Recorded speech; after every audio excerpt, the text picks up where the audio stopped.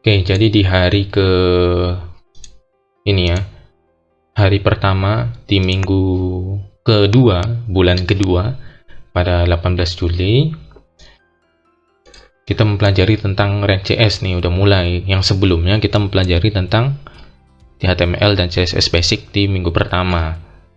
Nah, di sini di React.js ini, di hari pertama cuman introduction aja ya. Jadi introductionnya kita bisa ambil dari web React.js-nya sebenarnya. Dimana React.js kan seperti ini. Nah, React.js org, getting started. Nah, di sini kita bisa membacanya dan memulai. Itu add create new app. Nah, ini dia. Kita harus pertama-tama ini dulu. npm create react app my app. Jadi my app ini nama ininya ya, nama aplikasi yang ingin kita buat. Jika kita salah, itu nggak apa-apa, nanti kita bisa rename. Tetapi di sini syaratnya adalah harus kecil ya. Tulisannya harus kecil semua. Dan tidak ada spasi. Kalau ada spasi bakal error, atau ada huruf besar itu akan error. Setauku kayak gitu ya. Nah, jadi kalau ini aku udah buat sih. Jadi di minggu kedua, nah ini aku buat namanya Pokédex. Nah, ini dia. Di sini kalau kita hapus,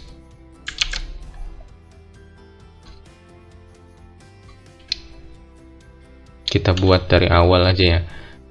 Sini rada lama, sekitar 268 mega. Jadi memang kalau di awal, memang kalau kita belum buat itu ya bakal lama. Ini kita rename dulu ya, ininya besar. Nah, gitu. Kita buka ininya, kemudian kita buka web tadi, kita copy aja nih npx app. Nah, kita mau buat apa nih, kita buka terminal, namanya apa, Pokédex gitu ya, atau mau kasih nama yang kayak aku itu, atau Pokédex aja deh, Pokédex. Udah enter, nanti akan loading, dan loadingnya ini cukup lama dan membutuhkan koneksi internet juga gitu.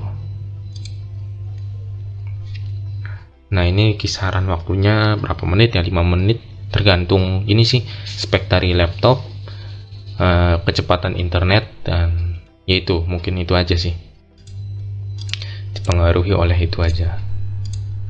Kemudian nanti setelah itu kan terbuat nih folder baru namanya aplikasi tersebut. Nah, aku buatnya namanya Pokédex. Kita harus cd, jadi masuk ke direktori ininya, terus cd, terus masuk direktori folder aplikasinya.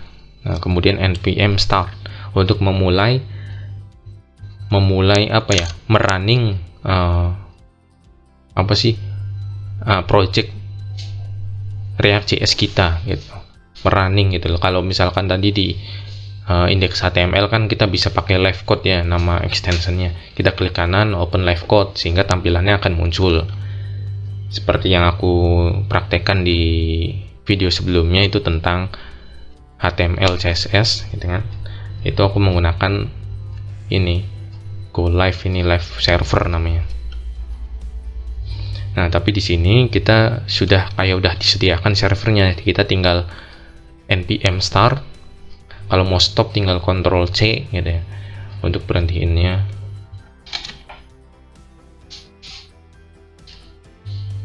Nah, ini udah selesai ya.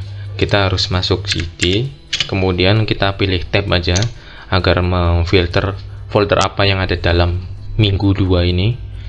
Nah, hanya ada satu nih Pokédex. Kalau ada 2 atau lebih, kita bisa pencet tab lagi untuk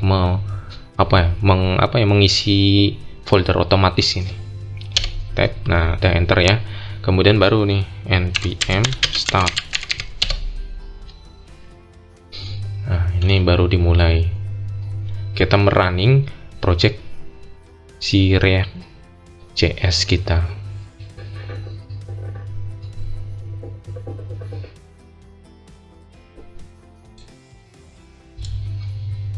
ini aplikasi yang ditampilkan template awalnya seperti ini ya, kayak example getting started-nya lah atau hello world-nya kayak gini doang ya, dimana ada logo yang berputar, ada suatu tulisan, kemudian ada link untuk masuk ke react.js.org ini. Untuk di sininya sendiri banyak, ada 3 folder ya tuh, src, node module, dan public. Kemudian ada beberapa file pendukung, dimana saat itu kami dijelaskan tentang perbagiannya. Untuk node module ini memang ini adalah modul-modul yang diperlukan untuk penggunaan React.js, dan ini sangat besar sekali. Tetapi kita tidak bisa tidak menggunakannya semua. Jadi ini hanya di lokal saja. Kalau kita sudah public, itu tidak semuanya diekspor gitu. Nah, itu untuk memfilter apa saja yang kita pakai itu ada di git ignore ini ya. Nah, ini dia. Dan itu nanti akan memfilter apa aja yang kita buat, apa aja yang kita pakai, node module apa aja yang kita pakai gitu. Kemudian ini untuk package JSON ini kayak apa ya?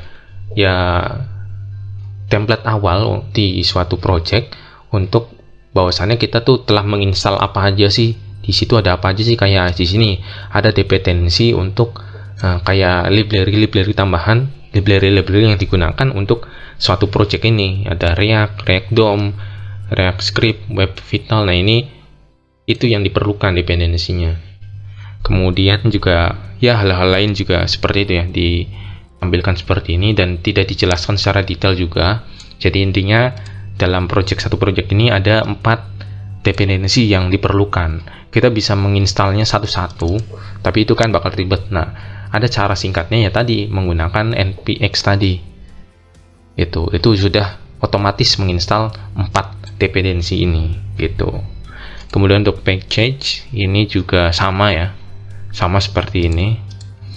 Nah, di sini aku juga perbedaan dari ini sama ini apa, sama aja kayaknya. Tapi di sini ada log itu mungkin yang sudah ditentukan dan kita tidak bisa ubah. Kalau ini yang kita masih bisa filter apa aja yang kita pakai gitu mungkin ya. Aku nangkepnya kayak gitu. Kemudian dari readme juga ini yang masuk sama seperti yang tampilan yang ada di terminal. Nah, untuk mulai npm start, npm test untuk mengtes, run build itu untuk membuild atau memproductionnya, eject itu sebagai apa nih, kayak meremove gitu ya. Nah, ini will remove the single build. Nah, seperti itu. Kemudian di sini untuk 3 folder tadi, untuk modul udah, public. Nah, untuk public di sini kita tidak otak-atik di sini. Di sini untuk public itu kayak template awal dan kita tidak otak-atik di situ. Seperti favicon kita masih bisa ubah sih. Favicon kita mau ubah itu nggak apa-apa. Kemudian untuk indeks HTML, nah di sini kita tidak ubah-ubah indeks HTML-nya, tetapi ada beberapa yang boleh diubah. Contohnya adalah judul. Kemudian, nah ini judul ya, judul. Kemudian ada juga tambah external font. Kemudian apa lagi ya? Ya mungkin itu aja sih yang perlu bisa diubah, karena yang saat dijelaskan mentor hanya itu yang dipraktekkan ya. Mengubah judul, nambah font itu boleh, tetapi untuk yang lainnya kayak nambah paragraf, nambah ini nggak boleh itu. Jadi di sini tuh di HTML template. Jadi kalau buka ini doang ya kosong gitu. Sehingga yang kita otak-atik tuh di sininya di src. Nah, di folder src source-nya. Itu ya. Kemudian ini logo ini juga sebenarnya kita tidak menaruhnya di sini. Untuk assets atau gambar-gambar, video dan dokumen lainnya yang kita butuhkan di web itu tidak jangan taruh di public gitu. Tapi di sini hanya template saja kayak logo ini. Nah, sebenarnya nggak boleh, tapi ya aku juga kurang paham kenapa ada logo di sini. Jadi aset ini sebenarnya taruh di mana pun masih bingung ya. Untuk manifest JSON sendiri ya ini juga template lagi ya. Template dari si logo-logo ini yang aset yang memang sudah ada. Ini. Kemudian robot.txt juga ini aku juga nggak paham untuk apa. Jadi intinya public ini template, dan yang kita bisa ubah hanya kayak favicon, terus tuh judul di index HTML, dan tambah external source seperti font ataupun yang lainnya. Kemudian untuk source, nah di sini yang kita bisa otak-atik, dimana apps CSS. Nah ini untuk styling ya, CSS-nya di sini apps.cs ini untuk JavaScript-nya. Kemudian tes JavaScript ini untuk testing kayaknya. Ini yang digunakan untuk CS-nya. Kemudian index CSS ini styling juga. Lalu bedanya untuk ini apa ya? Oke. Ini. Nah ini juga tidak dipelajarin bedanya apa ya. CSS-nya ada dua.